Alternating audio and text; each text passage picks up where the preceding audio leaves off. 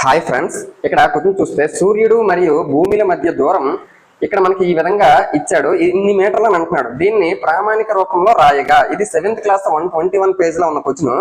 Options ఈ విధంగా ఇచ్చాడు. మనకి ప్రామాణిక రూపము స్టాండర్డ్ ఫార్మ్ లో రాయమన్నాడు అంటే పాయింట్స్ లో పెట్టి దశాంశంలో రాయమని చెప్తున్నాడు. మనకి ఎప్పుడు కూడా ప్రామాణిక రూపంలో రాయాలి అంటే ఫస్ట్ ఒక ప్లేస్ తర్వాత పాయింట్ పెట్టాలి. అదే మనకి ప్రామాణిక రూపము. మరి ఫస్ట్ ఒక ప్లేస్ తర్వాత పాయింట్ ఉన్నవి ఈ రెండు దగ్గరలో మాత్రం ఉంది. ఎక్కడ చూస్తే 2 ప్లేసెస్ తర్వాత పాయింట్ పెట్టాడు, ఇక్కడ కూడా 2 ప్లేసెస్ తర్వాత పాయింట్ పెట్టాడు.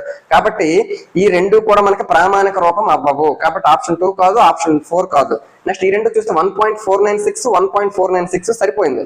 ఇంటూ 10⁻⁻11 10⁻11. ఒకసారి మనము పాయింట్ ఎక్కడ పెట్టాలని చెప్తున్నాం, ఒక్క ప్లేస్ తర్వాత పాయింట్ పెట్టాలి అని అంటున్నాను. అంటే పాయింట్ మనం ఇక్కడ పెడితే పాయింట్ తర్వాత ఎన్ని స్థానాలు అయితే ఉన్నాయో 10 అన్ని స్థానాలుగా మనం రాయాలి.